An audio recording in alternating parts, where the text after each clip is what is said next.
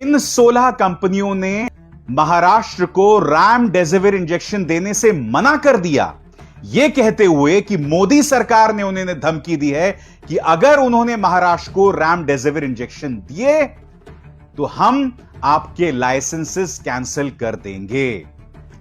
आप जानते हैं, यह हैं महाराष्ट्र के मुख्यमंत्री उद्धव ठाकरे।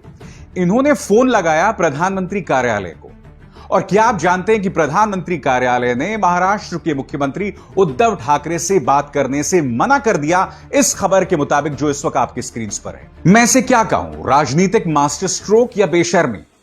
आप जानते हैं पीएमओ यानी कि प्राइम मिनिस्टर्स ऑफिस ने उद्धव ठाकरे को क्या कहा? उद्धव ठाकरे से यह कहा कि प्रधानमंत्री नरेंद्र मोदी जो हैं वो पश्चिम बंगाल में रैलियां कर रहे हैं, इसलिए आपसे बात नहीं कर सकते। और उद्धव ठाकरे उनसे क्या कह रहे थे कि मेरे राज्य में ऑक्सीजन टैंक्स खत्म हो रहे हैं, ऑक्सीजन की सप्लाई खत्म हो रही है, आप मेरी मदद कीजिए, केंद्र सरकार मेरी मदद कीजिए। एक मुख्यमंत्री का सीधे प्रधानमंत्री को इस मुद्दे के लिए कॉल करना बहुत बड़ी बात है। आपकी स्क्रीन पर यह है नवाब मलिक और यह है महाराष्ट्र सरकार में मंत्री। यह बहुत ही खतरनाक और सनसनीखेज दावा कर रहे हैं।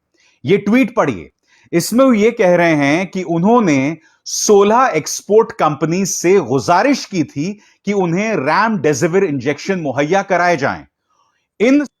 अगर यह दावा सही है तो आज बोल क्लब आजाद है के जरिए हम यह सवाल उठा रहे हैं कि महाराष्ट्र में सत्ता ना होने का यह बदला लेगी बीजेपी। और इसके जवाब में स्वास्थ्य मंत्री हर्षवर्धन ने ट्वीट किया है कि मेरी बातचीत उद्धव ठाकरे से हुई है और मैंने उन्हें यह आश्वासन दिया है कि उन्हें ऑक्सीजन की पूरी सप्लाई मिलेगी। इसके अलावा अतिरिक्त 1121 वेंटिलेटर्स जो हैं वो महाराष्ट्र को दिए जा रहे हैं। इससे पता चलता है कि मुद्दा कितना गंभीर है। और पीएमओ उनको यह जवाब दे रहा है कि प्रधानमंत्री रैलीज में बिजी हैं। बिल्कुल, प्रधानमंत्री रैलीज में बिजी हैं। और वो रैलीज में क्या कर रहे हैं उसका एक नजारा देखिए। जी हां, वही दीदी ओ दीदी, सुनिए। दीदी ओ दीदी। मगर मैं कुछ और कह रहा हूं। जब से यह मुद्दा उग्र हुआ है, प्रधानमंत्री नरेंद्र मोदी ने एक शब्द नहीं बोला। लगातार यह मांग उठ रही है कि पश्चिम बंगाल के चुनावों को अब जो 4 चरण बचे हुए थे उसे आप एक चरण में तब्दील कर दें। उसको लेकर कोई जवाब नहीं, किसी तरह की कोई टिप्पणी नहीं। और देखिए, मैं आपको बताता हूं प्रधानमंत्री नरेंद्र मोदी का यह बयान। आज सुबह उन्होंने यह ट्वीट किया जो इस वक्त आपके स्क्रीन पर है कि बड़ी तादाद में जाकर वोट दें। यानी कि वो चाहते तो एक शब्द बोलते ना प्रधानमंत्री, क्या शब्द बोलते वो कि मास्क लगाइए, कोरोना का हम मिलकर सामने करें। ये तमाम चीजें उन्होंने नहीं की। उन्होंने क्या अपील की? उन्होंने ये अपील की कि बड़ी तादाद में जाके वोट कीजिए। अब मैं आपको बताता हूं कि खुद तो आप चुनावी रैलीज कर रहे हैं, मगर दूसरों को ज्ञान देने के लिए इनके पास बहुत समय है। मैं आपको बताना चाहता हूं कि उन्होंने कुंभ में साधुओं से क्या अपील की, आपके स्क्रीन पर।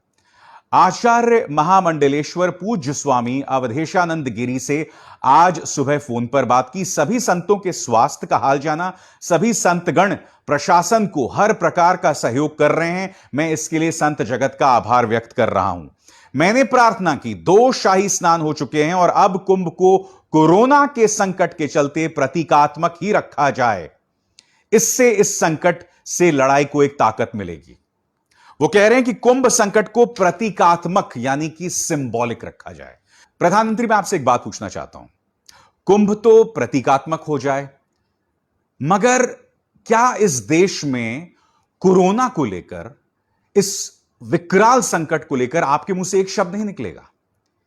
यानी कुंभ भी प्रतीकात्मक, ठीक है, अस्पताल भी प्रतीकात्मक, इलाज भी प्रतीकात्मक, वैक्सीन भी प्रतीकात्मक और शमशान